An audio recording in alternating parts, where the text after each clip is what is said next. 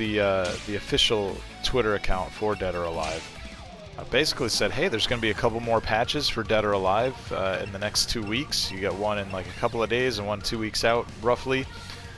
And that's going to be it. The second one will bring the last of the DLC costumes with it, and that'll be the end of the game's support. So, yeah, definitely caught me by surprise. I think a lot of other players too, just because the game's been out for a year. It'll well, basically, when that second patch drops, second of the last patches, right? It's gotten many patches since it came out, but when that final patch drops, the game will have been out for like a year and change, right? Like a couple of weeks, something like that. I know it came out in March originally, so it'll be mid-April when it drops. And going by Dead or Alive 5 Last Round, right? Like the standard set by that game, that got like 2 or 3 years of support.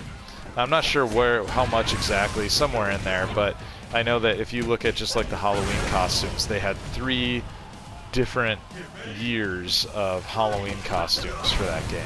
So I think a lot of people were kind of anticipating that level of support for this game. But maybe not. I don't know. It's hard to say because it in some ways, like, this game is super impressive and it's better than Dead or Alive 5 Last Round in my opinion. Just technically, the way it plays, the way it looks. I even prefer the soundtrack over the original tunes that they came up with for Last Round, or just 5 in general. But I know that they kind of shit the bed with the DLC, right? The pricing of the costumes and stuff. A lot of people didn't necessarily agree with. They sure as hell didn't like the hair color fiasco recently. I'll get to that later, but I think people got the impression that this game was working with like a smaller budget than the series had in the past, and I don't know if that's true. Like, that's just pure speculation because I don't think Tecmo's ever put out any information about that officially, and I don't expect that they ever will either. But yeah, there just seems to be this kind of sentiment out there that the game has been trying to do more with less. And I get that when you look at the costumes, because it's like, okay, in Dead or Alive 5 Last Round, you had like the Halloween costumes, which were a unique costume for each character that got one, right? And only they were like the only character that wore that costume. That was just for them. Whereas in this game, the 2019 Halloween costumes were basically just 4 outfits for the women. It was one outfit, the witch's outfit, but it had like 4 variations on it. And it was split between, what, 16 female characters, I think? So you had, you know, basically just 4 versions of a costume that were like similar but different enough to differentiate them between the characters and stuff. But you had a lot of repeats and things like that, right? Like Hanukkah and Tina would wear the same outfit or something like that, but just with like some different colors, that kind of thing, right? And Marie Rose and Nico always seem to end up in the same outfit a lot of the time. So I think that left people with this impression that the game had no budget. And I don't, like I said, I don't know.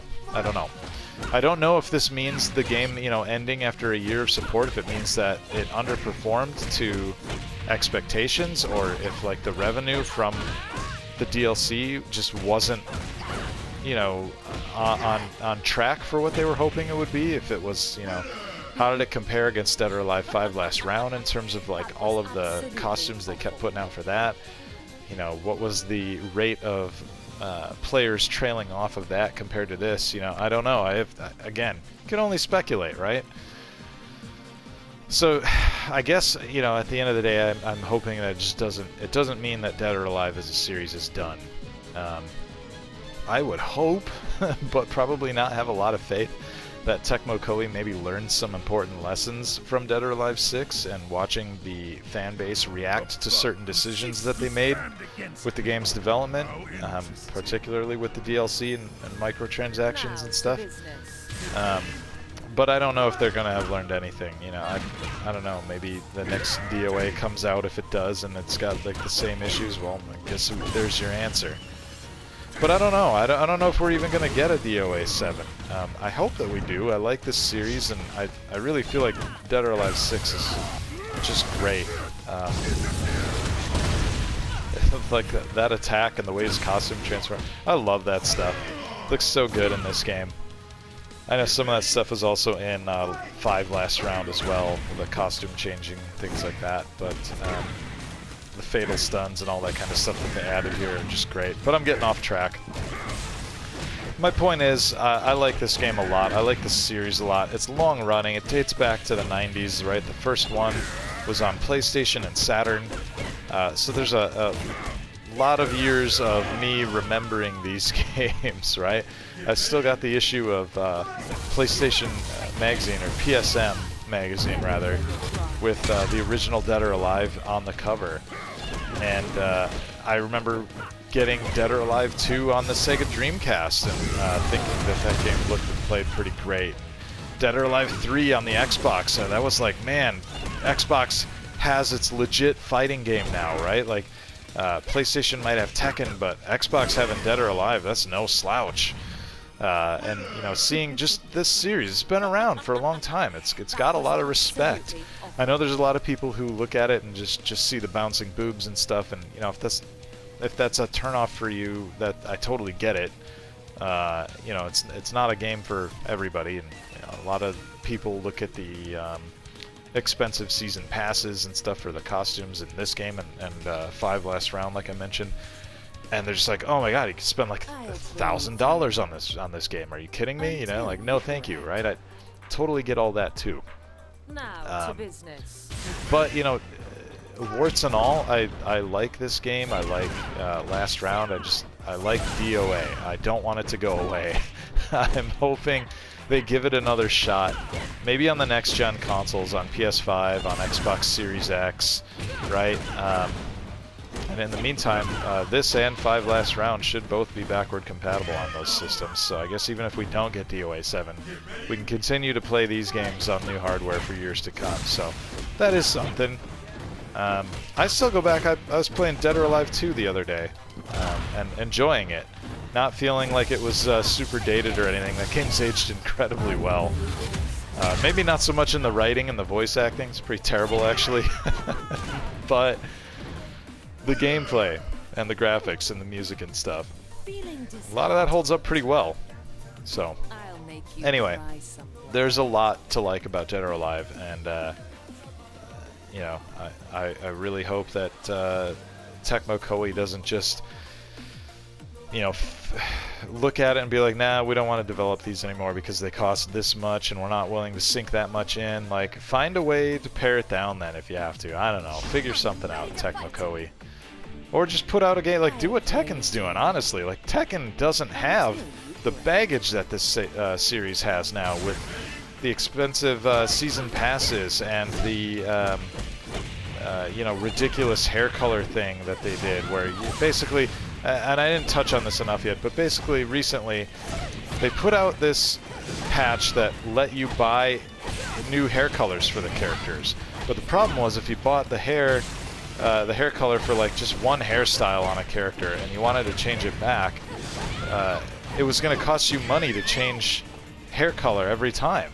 So, like, for Momiji over there, she's got black hair by default, right? And Christy's got white hair by default. If I wanted to change Christy's hair to blue, I could do that for money. But then if I wanted to change Christy's hair to blonde, I could do that for money. But then if I wanted to go back to blue, it would cost more money. And they finally, they changed that. They made it so that, okay, you buy this once and then you unlock all the hair colors and you can change them at will. So they did fix it, but it still left a pretty bad taste in a lot of people's mouths. Just, you know, did not sit well with the fan base. And I have to wonder how many people just straight up dropped the game altogether and said that that was the final straw. I'm curious, right? I know people were already upset about the way that the costumes were being done differently, with like the variations on a theme as opposed to like the unique costumes for every character that we enjoyed in the last game. So yeah, I don't know. Again, you never see any official info on this kind of stuff. All you can ever do is speculate. So yeah, I don't know. I hope that this isn't the end of Dead or Alive. I hope that they give this another shot. just do what Tekken does, man. Just put out. You don't have to have a million different costumes for all the characters as DLC. Like, give us a good amount of costumes at the start of the game, like you did with like Dead or Alive 2, where you could finish the arcade mode a few times and unlock some great costumes. And then, you know, just put out some characters for a while after that. And if you want to, you know, put out the odd special outfit pack or something like that, go ahead and do it, but don't feel like you got to keep up the pace of 5 last round and now 6, because I'm thinking maybe that is what made this game untenable for them. But again, you know, I'm spitballing here. I don't actually know anything. But I see Tekken being successful, doing what it does. Like, man, they figured it out. You know, they got their budget in order. They got all these extra characters coming and cool, exciting guest characters and stuff like Dead or Alive had with the Virtua Fighter characters and the King of Fighter characters, right? A lot of similarities here. So it's just kind of weird to look at one game that's making it happen, and then the other game that, you know, Dead or Alive 6 didn't get to be, you know, no time in the spotlight at EVO, right? And certainly not like Tekken gets to enjoy. And I keep comparing it to Tekken, but really, like, Dead or Alive 6 in particular is in competition with so many fighting games now. That's probably another part of the problem. I have to wonder if the game, you know, if you compare the number of players from 5 last round and then the number of like active purchasers who are like buying costumes and stuff from that game, if you compared that game to 6, is it the same number of people? Is it more? Is it less? I would think it's probably less, just because there's so many more fighting games out now than there was when Dead or Alive 5 last round was out, right? Oh, let me use my entire bar for nothing there. You've got, you know, Tekken 7, Soul Calibur, you've got Dragon Ball fighting games, you've got Mortal Kombat, you've got Injustice, you've got, you know, Guilty Gear out there, now Grand Blue Fantasy, right? So many fighting games are out there now that there just wasn't nearly as many for Dead or Alive 5 last round to compete with. So I have to wonder, you know, the player pool's got to be a little bit smaller, maybe, and maybe that had something to do with it, but just not sure. But anyway, I think that's pretty much all I had to say about this. You know, I love the series. I hope it comes back. I hope they give it another shot with a Dead or Alive 7, maybe on the next gen consoles. And you know, if not, Dead or Alive 6, warts and all, with all of its controversy and stuff with the DLC and microtransaction pricing. Even with all that stuff, I still feel like it's just a fantastic game. It's a great Dead or Alive game. You know, you can argue back and forth on whether or not it's better than Dead or Alive 5 last round. That game, a lot of people seem to love that one the best, and I totally get it. Other people love DOA2 the best, and I love DOA2 the best also, but I don't know how it tops Dead or Alive 5 last round for anybody. But that's just me. Nostalgia's powerful, you know. But anyway, yeah, thanks everybody. And yeah, hopefully you see me someday in the future talking about DOA7 and how much I love that game. Hope this isn't the end. If you're playing DOA6 still, give me a shout in the comments. I love hearing from other players, other people who are as into this as me. Just curious, you know, mostly negative sentiment out there from what I've seen.